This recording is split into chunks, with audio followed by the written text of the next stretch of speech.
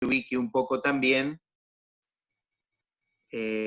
sobre la base de lo que se ha venido trabajando en lo que es exclusivamente teoría del delito, ¿no?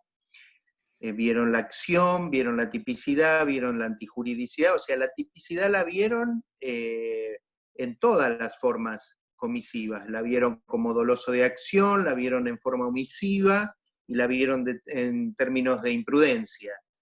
Después analizamos antijuridicidad, después se trabajó la categoría de la culpabilidad y ahora volvemos a la categoría de la tipicidad, en tanto y en cuanto todas las cuestiones que se ven en términos de autoría y participación, como de tentativa y ahora de unidad y pluralidad de conducta, son cuestiones todas que atañen a la tipicidad. La tentativa por ser una forma extensiva, ampliada de lo que es una tipicidad incompleta, las formas de autoría y de participación, en tanto encarnan la conducta en el rol, pero dentro de los tipos, es decir, se puede no realizar el verbo típico, pero sí ser un interviniente en el delito, y de ese modo entonces tener una determinada categorización como partícipe. Bien.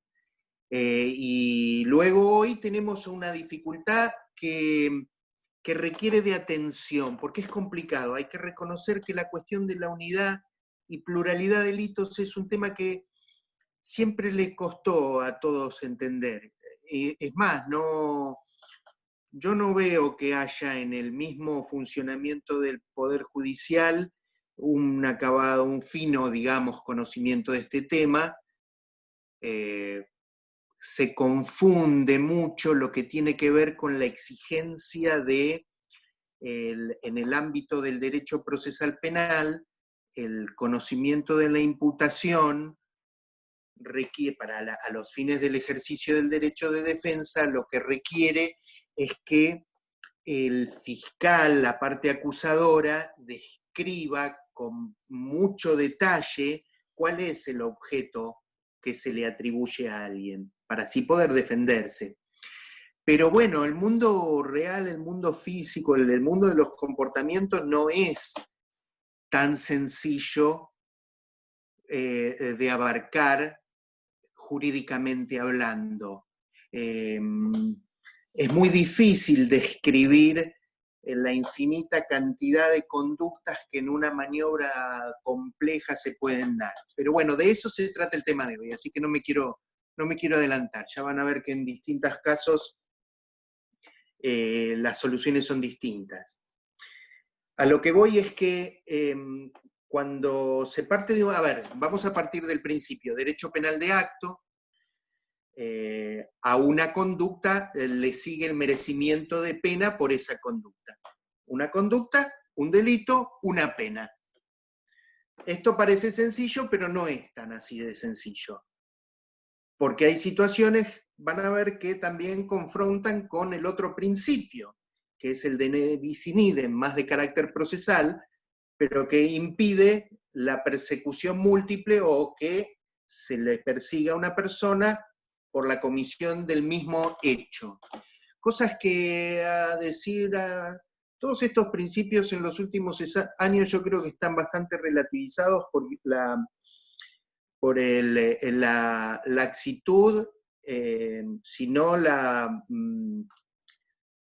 utilización, digamos, de todas estas herramientas para ir en contra de la finalidad práctica y útil que la que tiene la teoría del delito, que es tratar de achicar las grietas por las donde filtrar la arbitrariedad o la discrecionalidad. Bueno, estos últimos años, pero no estos últimos años recientes. Digamos que ya hace un tiempo largo que la palabra está bastante devaluada en términos de fina dogmática y es bastante promiscua la proliferación de puntos de vista que hacen que en realidad se pierda el sentido práctico y sirva para argumentar cualquier cosa. En el tema de hoy, por ejemplo, no hay acuerdo en cuestiones básicas. que tiene que ver cuando un supuesto encaja dentro de un tipo penal, un supuesto de hecho, un solo comportamiento es un hecho o varios hechos, y se atrapa a uno, dos o tres figuras penales distintas. Valga este ejemplo, miren. Es muy común que los robos se cometan con armas de fuego y que a la vez la aportación de un arma de fuego sea un delito distinto, autónomo. Entonces, nos encontramos con la siguiente circunstancia de hecho. Alguien es detenido en el momento en el que tiene un arma con el que porta, para ser más preciso, digamos, porta un arma durante la comisión de un robo. Saquemos esa fotografía instantánea y podríamos decir que se trata de una sola conducta. Es más, que podría ser una conducta sola que está atrapada por la figura penal que prevé el robo con arma de fuego. Y es suficiente, porque la aportación quedaría absorbida por la portación de ese arma durante el robo. Podríamos decir eso, pero también podríamos decir que también se afecta la seguridad pública, la seguridad común, con el solo hecho de llevar el arma, y por lo tanto entonces esa porción de conducta merece un castigo autónomo al del robo.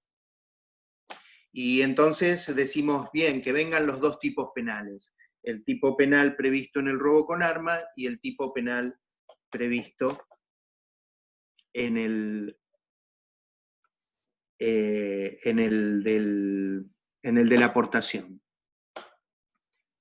Pero a la vez otros pueden interpretar que no se trata de un hecho único que encuadra solamente en el de robo, sino que, y tampoco se trata de una sola conducta que interesa y convoca a dos tipos penales, sino que se trata de dos conductas distintas, no de un delito, sino de dos delitos distintos. Y ahí entonces tenemos una dificultad, porque un delito, una conducta, merece una pena, y dos conductas merecen dos penas, más allá de si después las vamos a unificar y aplicar una sola, pero estaríamos hablando de dos delitos. Así que entonces tenemos que en este solo ejemplo hay tribunales que dicen que se trata de un concurso aparente, otros que entienden que se trata de un concurso ideal, previsto en el artículo 54 del Código Penal, y otros que se trata de un concurso real, previsto en el artículo 55 del Código Penal, y que trae soluciones distintas, porque en el primer caso, en el del concurso aparente, se aplica solamente la figura que abarca todo lo que se entiende como relevante, digamos, aquella figura que absorbe todo el contenido de injusto, del sentido injusto de la conducta. Otros, entonces, si consideran concurso ideal, aplicarían la figura más grave, que sería, en el ejemplo que he dado, la del robo con arma de fuego. Pero si se trata de un concurso real, según nuestro sistema, las penas se pueden sumar, acumular. Y entonces tendríamos una enorme diferencia, porque partiríamos del delito más grave al que se le podrían ir aumentando acumulativamente la pena del otro delito. En el caso que digo yo, el robo con arma sería el mínimo en el que se partiría, pero se podría acumular con el delito de portación de arma de fuego. Según nuestro código actual, esa suma no puede superar los 50 años. el código actual, reformado a partir del 2003, los 100 años anteriores en los que rigió el código desde 1921 a los 80, en todo caso, que rigió antes, el máximo de la pena siempre fue de 25 años, pero bueno, a partir del 2000 hubo mucho clamor popular por actos de secuestro y privaciones de libertad seguidas de muerte que condujeron a los legisladores del momento a atravesar las circunstancias con el aumento de penas. Digamos, en la emergencia punitiva se dio con un aumento simbólico de las penas en aquel momento. Y quedó la suma de 25, se fue a 50 años el máximo. Una locura, pero bueno.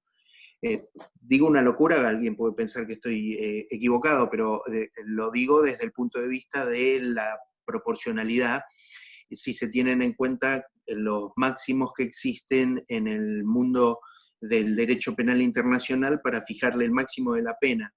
El delito más aberrante que existe para la humanidad es el de genocidio, y en el código, digamos, en la sanción que tiene prevista en caso de que se llegara a un juicio y una condena en la Corte Penal Internacional, es máximo de 30 años. Y nosotros tenemos 50 para capaz que 3 robos calificados con arma de fuego. Así que por eso señalo la categoría de la irracionalidad de esa pena, sin perjuicio de que pueden existir penas de prisión perpetua para nuestros propios delitos cuando lo consideremos así. Así que no ese es el punto de discusión, sino el concurso de delitos, al máximo que hemos llegado. Además de que distorsionó todo el sistema de libertad condicional, pero eso es otro tema que no me puedo meter hoy a discutir. Bien, bueno, entonces dijimos que se trata de un tema de tipicidad de la conducta.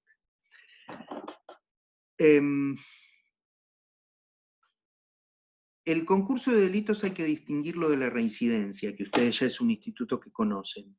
En la reincidencia lo que hay es una condena o la comisión de un nuevo delito con posterioridad al dictado de una condena. El presupuesto de los concursos en lo que aquí interesa, tanto en el ideal como en el real, es que todavía no existió un pronunciamiento, por lo tanto, en el concurso va a haber una decisión, una sentencia que comprenda todos los supuestos, tanto sea concurso ideal como real, pero que no tiene que ver con la reincidencia, que supone ya el hecho de haber agotado, o el hecho de haber traspasado el juicio, ha obtenido una sentencia condenatoria, tiene que estar firme, y además no solo de esa firmeza, sino se tiene que haber cumplido efectivamente, porque nuestro sistema es de reincidencia real y no de reincidencia ficta. Para poder hablar de reincidencia, el penado tiene que haber cumplido total o parcialmente la pena de modo efectivo. No cabe la reincidencia para las condenas anteriores en suspenso, ni cuando las personas no estuvieron privadas de libertad con sentencia firme, sino que estuvieron procesados. Es decir, una persona que obtuvo una excarcelación por haber estado 8 meses presa y luego recibe una condena de cumplimiento efectivo, supongan, o de 3 años en suspenso, a pesar de haber estado esos 8 meses detenida, sin condena, si el día de mañana comete un nuevo delito y lo vuelven a juzgar y a condenar, no puede ser declarado reincidente, porque no tuvo el rol de penado, no fue un interno que cumplió etapas en un régimen de ejecución penal. Así que la prisión preventiva no sirve a los fines del cómputo de la reincidencia, dicho sea de paso. Bien, a ver, cuando uno, el tema de, volviendo, para ponernos en foco otra vez, el tema de hoy es unidad y pluralidad de delitos, significa en el lenguaje del código unidad de hecho o pluralidad de hechos o de conductas. La unidad de hecho está contenida en el 54, es el concurso ideal o formal de delitos. En el artículo 55 está contenido el concurso real o material de delitos, es decir, un supuesto de múltiples conductas, múltiples hechos en el lenguaje del código también, lo que habla e importa también varios delitos. En el concurso ideal tenemos una unidad de hecho, como dice el mismo artículo 54, que subsume en más de un tipo penal. Y en el artículo 55 del Código del Concurso Real lo que tenemos son varios hechos independientes que convocan al mismo o distintos tipos penales. Vamos a ejemplos bien claros. Yo necesito partir de la idea de que tenemos claro cuando hablamos de una unidad de hecho o de una pluralidad de hechos, porque uno puede lanzar una granada y matar a muchas personas, o lastimar a unas personas y matar a otras, o romper parte de la infraestructura de un puente, con lo que se comete un daño grave, pero a la vez también lastimar a alguien y se produce una lesión. Y sin embargo hay un solo comportamiento, un solo movimiento corporal. Ahí no hay mayores problemas porque ahí eso siempre va a dar lugar a una unidad de hecho. El tema es cuando los movimientos son múltiples. Entonces hay que hacer una valoración del sentido integral de esos movimientos. En otro tipo penal que requiere muchos movimientos, por ejemplo, en la privación de la libertad, coacción y acceso carnal violento, hay una multiplicidad de movimientos. Pero ahora esa multiplicidad de movimientos hay que darle el sentido normativo, valorativo, jurídico, para poder saber si estamos ante una multiplicidad de comportamientos que signifiquen un concurso real o estamos en una unidad de hecho que en realidad tiene un solo sentido jurídico normativo. Entonces, no hay problema si se trata de un supuesto de hecho con un único comportamiento. Cuando tenemos una pluralidad de movimientos, entonces el primer problema va a ser determinar si estamos ante una apariencia de concursos o un concurso normativo real, un concurso de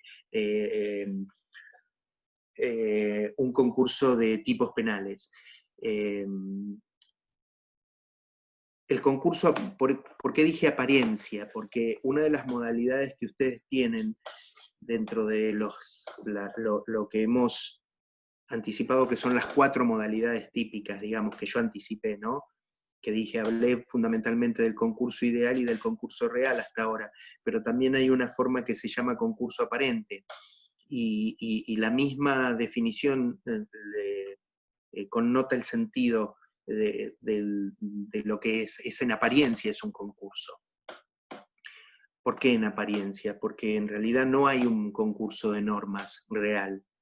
Acá no hay un problema que tenga que ver con si hay una o más conductas y que interesan a uno o más tipos penales. No, en realidad se trata de una sola conducta que, si bien en apariencia puede interesar a varios tipos penales, uno solo es el que termina aplicándose. ¿Y esto por qué es así? Vamos a los ejemplos más obvios. Cuando ustedes analizan en las características de los delitos contra la propiedad, ven que hay un tipo básico, fundamental, que es el del apoderamiento de la cosa mueble total o parcialmente ajena, que es lo que se llama hurto. Ese está en el 162. Entonces, después vos vas al robo, que está en el 164, y es ese mismo apoderamiento de la cosa mueble total o parcialmente ajena, pero ya mediante violencia, fuerza o intimidación. Hay una notita más a ese hurto inicial. Ahora, después vos te vas al 166 y te encontrás con que a ese apoderamiento con fuerza o con violencia, lo llevaron a cabo 3 o más personas.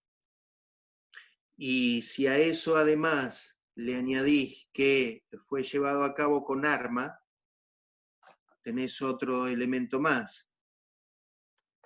Y si a eso le añadís que durante la comisión se le produjeron lesiones gravísimas, hay otro elemento más. Entonces, hay distintos modos incluso de hacer concursar esas circunstancias agravantes. Nos fuimos del tipo básico del 162 al 164, desde el 164 pasamos al 166, inciso segundo, y empezamos con una conducta que en definitiva no es más que el apoderarse de una cosa mueble total o parcialmente ajena, pero cuando arrancaste, la conducta fue de aprovecharte, vaya a saber que tomar algo sin ninguna violencia, nada, un pequeño... te llevaste algo así de sorpresa. Alguien se dio vuelta y vos, pum, le robaste el celular. Le hurtaste, mejor dicho, sin violencia el celular. Luego se fueron añadiendo todas esas notas que fueron haciendo más específico, más detallada la descripción de este suceso. Y así fue incrementándose la pena. Entonces, ese hurto está absorbido, consumido, integrado, está dentro de ese robo. El robo está dentro, como si fuera un juego de cajas chinas o muñequitas rusas, está dentro del robo con armas. Y luego, como ya tenemos una superposición, porque eran 3 o más personas, el robo con arma y además lesiones gravísimas, que son circunstancias que de modo independiente vienen a calificar esa conducta inicial, luego concurren ellas también. Es decir, que ya no habría un concurso real, entre comillas, de circunstancias agravantes, sino que ya vendrían a ser todas circunstancias que vendrían a dotar de mayor contenido, de modo aparente, y lo que hacen es aumentar ya el contenido de injusto. Entonces, vos aplicaste una sola figura, que era la del robo agravado, con empleo de armas, con una pena que va hasta 20 años de prisión porque el arma estaba apta, y sobre ese marco punitivo además tomaste en consideración las restantes circunstancias en los términos de lo que serían los artículos 40 y 41, la extensión del daño causado, la naturaleza del hecho, el grado de participación, etcétera, etcétera. Entonces, ese es un lindo ejemplo de lo que sería un concurso aparente de delitos, digamos, un concurso aparente. Vos tenés una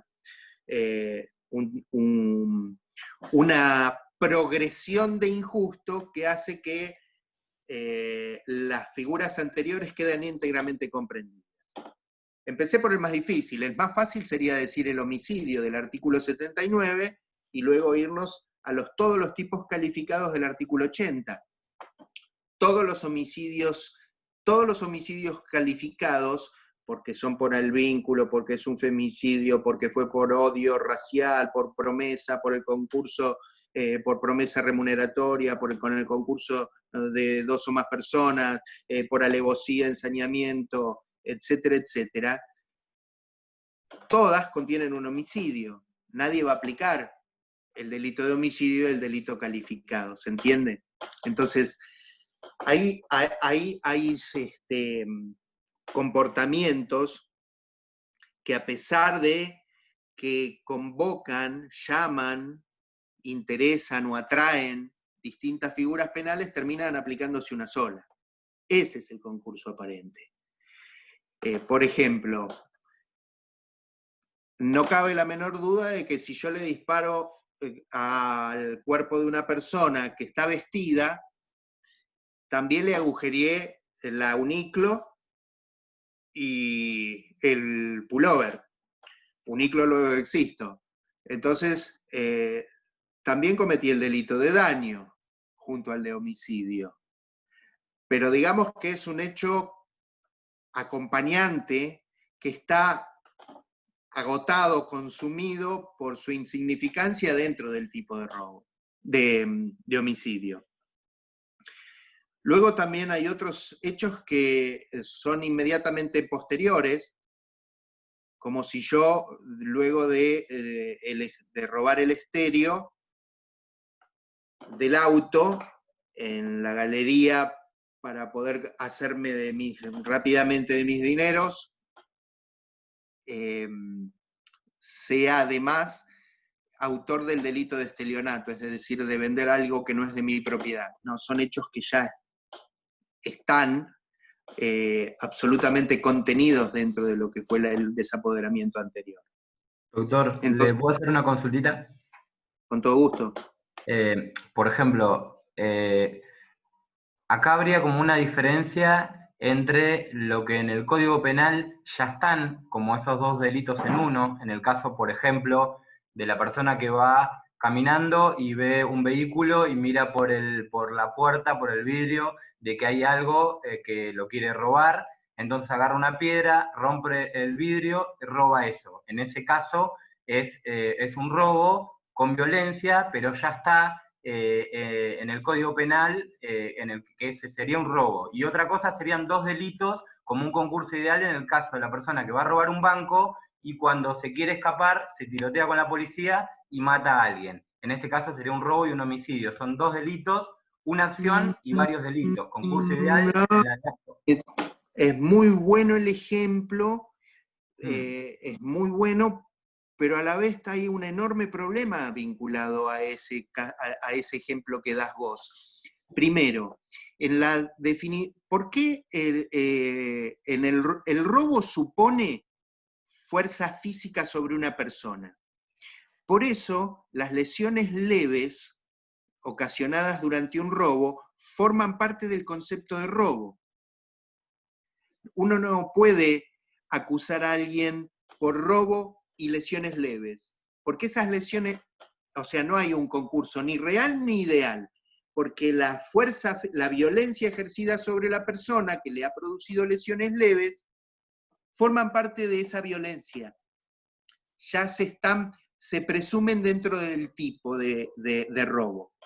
Por eso, cuando uno ve que las únicas lesiones que agravan el robo son las graves o las gravísimas, se da cuenta que, por exclusión, las lesiones leves están contenidas en el robo. Ahora, la violencia en el robo es antes, durante y después. Entonces, en el caso que vos me estás diciendo, hay violencia después. Se mantiene la violencia. La violencia esa ha producido la muerte. Entonces lo que vos tenés es un homicidio resultante de un robo, previsto en el artículo 165, en el que ha dado lugar a larguísimas, tantísimas discusiones. ¿Por qué? Porque a veces ese robo, ese homicidio o esa muerte, cuando durante el robo, en ocasión de robo, el tipo penal dice así, cuando en ocasión de robo resultaría un homicidio. Ese es el 165, mira, justo viene después del 164, ahí, del robo, del tipo básico. Claro, porque no hay una finalidad de la persona de ir a matar, él va a robar. No, eso es distinto, ahí te estás metiendo en otro problema. Este es muy bueno, o sea, vos estás jugando con fuego en este tema del Finalidad y homicidio. normativa, algo así. Es el homicidio criminis causa. Ahora, una cosa es que esa posibilidad de muerte haya estado atrapada por el dolo inicialmente, cuando se diseña el plan y se distribuyen armas y se va a robar un banco y las armas son aptas, vamos, hay que estar muy en la casa de papel para no disparar un tiro. O sea, cualquier representación racional supone que esas armas son para usar. Y si se usan y se produce el resultado muerte, entonces discutiremos si hay dolo eventual o dolo directo, pero es innegable el vínculo psicológico entre el resultado y el autor. Entonces tenés violencia ejercida con posterioridad al hecho en la que se produce un homicidio. Homicidio criminis causa. Ahí no tendrías un concurso. Pero si vos, después de salir, te subís al auto y en la huida atropellás a un peatón, tenés un hecho independiente e incluso hasta culposo. ¿Cuáles eran los problemas del 165 y esa redacción? Si la persona se llevaba al tesorero del banco y lo metía en el baúl del auto, y se daban a la fuga y la policía los perseguía y disparaba y mataba al tesorero que estaba en el auto, Navarro creo que fue, resultó un homicidio de un robo, pero se le puede atribuir al sujeto que tenía como finalidad exclusivamente el robo. Entonces, bueno, el 165 es un tema complicado, en la parte especial lo van a ver y tienen un profesor que escribió un libro que se llama Homicidio en ocasión de robo, así que van a tener oportunidad de que les tome seguramente esa cuestión. Pero bien, volviendo a lo que decías vos sobre tirar una piedra sobre la ventanilla del auto para llevarme el estéreo. Y ahí hay una fuerza sobre las cosas que desplaza por sentido lógico el delito de daño, porque no hay una voluntad dirigida a producir la fractura del vidrio, sino que hay una actividad final orientada a agarrar objetos que hay en el interior. Vos después podés discutir la justicia o no de los marcos penales que puede haber, porque a veces hay un delito que tiene una pena mayor que otro y es ridículo, porque portar un arma tiene pena más alta que disparar un arma contra una persona, ¿sí? Que es la del delito de abuso de arma. Después podemos discutir la racionalidad de los tipos de los marcos punitivos. Pero bueno, entonces, en este caso queda consumida en la fuerza contra las cosas la rotura del vidrio. Bueno, entonces, hemos visto que estábamos hablando del concurso aparente. En el concurso aparente ya vimos que hay una nota de especialidad, el tipo, o sea, los principios más comunes, los principios que se emplean para el concurso aparente son el principio de especialidad, el principio de subsidiariedad y el principio de consunción. En el principio de especialidad es lo que vimos recién, un tipo básico que se le agrega una nota adicional que lo hace más especial. Ley especial deroga la ley general. Se termina aplicando ese tipo penal. Luego hay tipos penales que se aplican subsidiariamente. Por ejemplo, en el artículo 150 del Código Penal está previsto la violación de domicilio. Pero siempre y cuando ello no importara un delito mayor, dice el Código Penal. Es decir, yo entro a un domicilio para robar. Entonces no aplico el delito de violación de domicilio más el delito de robo. Queda el robo. La violación de domicilio está superada, está contenida dentro del ingreso en la casa ajena para apoderarme de objetos. Y luego están los comentarios que te hice yo, los comentarios que hice antes, el hecho típico acompañante, es decir, el agujero en el pullover después de que lo atravesé de una bala, y la venta del estéreo después de habérmela robado. Ese serían, de algún modo, el principio de consunción, en donde el injusto ya está consumido de algún modo por el principal que se aplica. Bueno, luego vamos a un problema también muy importante que tiene que ver cómo se determina si hay una unidad de conducta o una multiplicidad de conducta. Porque no es, vimos que el concepto de acción que estudiamos no sirve para poder definir si hay una unidad de hecho. No van a ser la multiplicidad de movimientos corporales, ni tampoco van a ser si hay más o menos resultados. Vimos que arrojar una granada es un delito con múltiples resultados.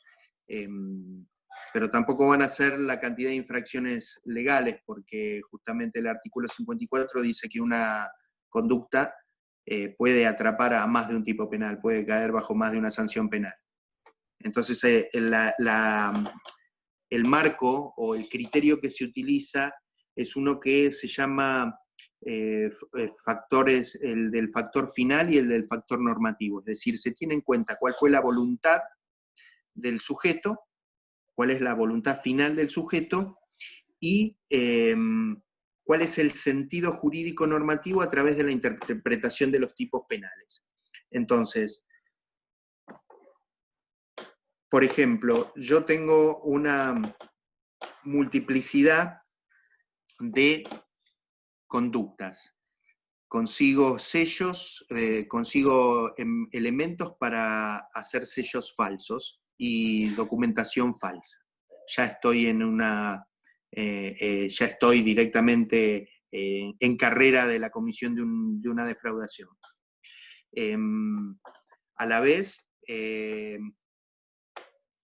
falsifico mi documento de identidad.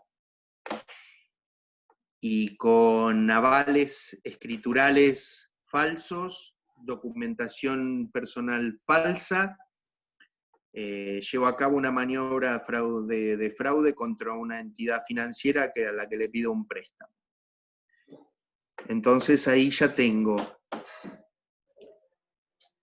el uso de un documento público falso, que es un tipo penal previsto específicamente en el artículo 292 del Código Penal, pero a la vez tengo una estafa por calidad simulada o identidad falsa del 172. Tengo una sola conducta, es una sola unidad de resolución y una puesta en marcha de ese plan con ese único sentido. Sin embargo, estoy afectando dos bienes jurídicos distintos, el patrimonio individual y la fe pública, y el sentido social de la conducta no estaría abarcado en su totalidad, es decir, el sentido social de la conducta desde el prisma del Código Penal, estoy hablando. El sentido jurídico penal de la conducta no estaría totalmente abarcado si yo no le llamara al uso de documento público falso también. Entonces yo ahí tengo una unidad de comportamiento, pero tengo una unidad de comportamiento que encuadra en más de un tipo penal. Y por lo tanto voy a aplicar el artículo 54 que dice que cuando un hecho cayere bajo más de una sanción penal, se aplicará la de la pena más grave.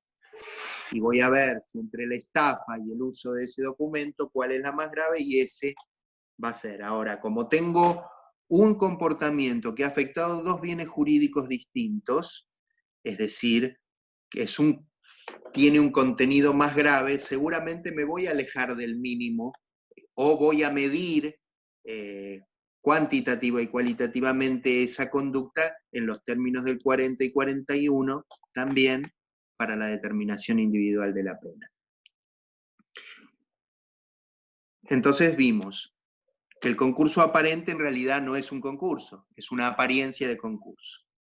El concurso ideal es un supuesto de hecho único, una unidad de hecho o unidad de conducta que tiene una... que es sancionado desde una perspectiva más abarcativa, porque lo hace desde el sentido de los tipos penales. Es decir, esa conducta se desvalora jurídicamente desde la perspectiva del bien jurídico afectado de propiedad, desde la perspectiva del bien jurídico fe pública. Y si hubiera otras herramientas también, si hubiera otros tipos penales interesados también. Luego tenemos el supuesto del 55, varios hechos independientes.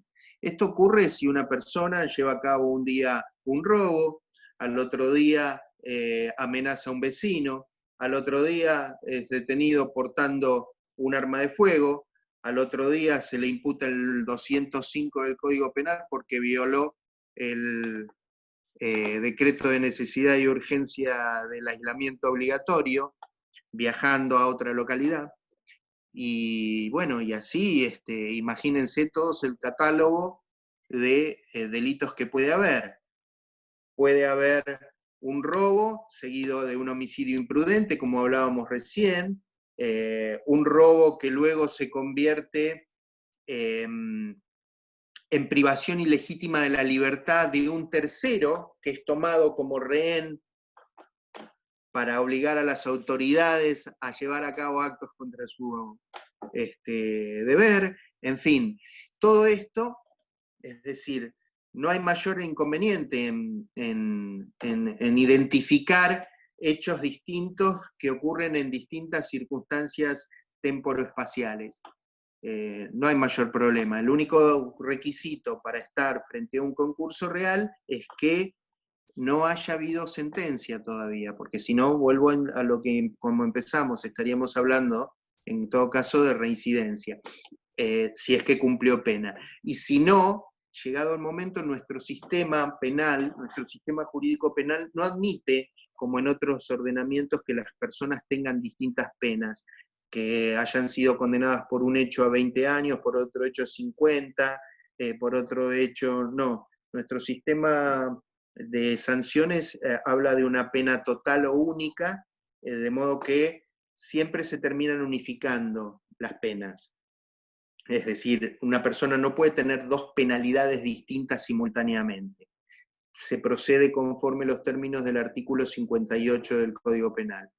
Si se ha dictado una sentencia condenatoria en violación a las reglas del concurso que está previsto en este capítulo, ¿no? Entonces siempre se llega a una pena sola. Bueno, en el concurso real de delito, como decíamos, teníamos una multiplicidad de conductas que, por ser tales, son varios delitos y reciben entonces cada conducta, o sea, cada pena se suma. Pero no es una suma aritmética el sistema adoptado por el código. Se llama el sistema de aspersión, o sea, la teoría de la aspersión, que tiene que ver con el verbo asperjar, y si ustedes piensan en el riego por aspersión, entonces también vamos a lograr entender un poquitito de qué estamos hablando con el verbo asperjar. ¿Qué significa esto? Que es tomar el delito más grave, por ejemplo, si yo tuviese una persona que cometió un día un robo, es un robo simple, cometió un robo simple, se le dio la excarcelación, siguió viviendo su vida, un día lo agarraron, lo metieron preso porque había subido una medianera, se había metido dentro de una casa y rompió la ventana con la que se apoderó de cosas. Entonces ya cometió un delito agravado de 3 a 10 años. Arrancó con un robo, estaba excarcelado, le metieron un 3 a 10. Como las dos figuras todavía le admitían una primera condena de ejecución condicional de 3 años, le volvieron a dar una excarcelación, está en libertad, y ya en la cuarta, en la tercera, mete un robo con arma de fuego de 6 años y 8 meses a 20 años. Ahí ya directamente le deniegan la excarcelación y va a juicio por estos 3 hechos. Tenemos un concurso real por 3 robos de distinta categoría. Bien, entonces acá vamos a tener 3 robos, 3 delitos, 3 comportamientos que van a ser juzgados, a cada delito su pena, pero después se va a aplicar una sola pena. ¿Cómo se va a aplicar? Siguiendo el sistema de aspersión. Se parte del más grave, del mínimo mayor, y como si se le regara, como si se le fuera incrementando a medida de el injusto. Esto no puede superar en ningún caso los 50 años. Si son 3 robos calificados de 5 a 15, vamos a suponer 3 robos con cuchillos, 5 a 15, 3 robos calificados. Al pibe le gustaba robar con una navaja, siempre robaba igual. Playero de una estación de servicio, 3 robos calificados. Máximo de la pena, 45 años, porque de 5 a 15 por 3, 45 años. Se parte del mínimo mayor, era ese 5, y hasta los 45 años. Así que miren si tiene para medirle la pena el juez o el tribunal que tenga que... Miren si tiene amplitud para fijarle la pena. Bueno, y finalmente les voy a hablar muy brevemente ya, por la hora, no deben quedar mucho, del delito continuado. El delito, ni el concurso aparente está en el código, por una razón lógica, no se puede hacer referencia a esas relaciones entre los tipos penales, que se excluyen entre sí. Y el delito continuado, que es aquel en el que, si bien se darían las circunstancias para decir que hay una multiplicidad de hechos, por el sentido también, por el fenómeno criminal de que se trata, se considera que se trata una sola unidad de sentido. El ejemplo de manual es el del collar de perlas. 30 perlas en un collar, y todos los días el autor del hurto se lleva una.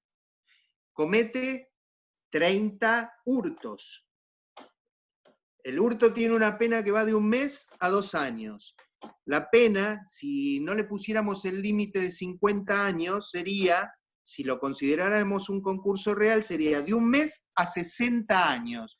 Vamos a ponerle el tope de 50 años, bueno, entonces, llevarse todos los días de la mesa de luz de la víctima una perla de su collar, daría una penalidad de 1 mes a 50 años. Como eso se considera una irracionalidad absoluta, ese mismo comportamiento fragmentado se toma como si fuese una sola unidad de hecho. Y esa unidad de hecho entonces requiere tener un plan único, una unidad de resolución final, una pluralidad de acciones homogéneas, es decir, el ataque, la forma de ataque al bien jurídico tiene que ser idéntica o parecida, y luego idéntica afectación de bien jurídico. Si se dan esos 3 requisitos, entonces podemos estar hablando de un delito continuado en el que la pena a aplicar va a ser, en definitiva, en el ejemplo que nosotros damos, la del hurto. Ahora, si hubo 29 hurtos y el día 30 le pusieron llave a la mesa de luz y el autor rompió la mesa de luz, entonces, bueno, esos 29 hurtos en función del último tramo de la conducta se va a convertir en un robo, porque hubo fuerza. Pero estaríamos ante un robo, no ante 29 hurtos en concurso real con un robo.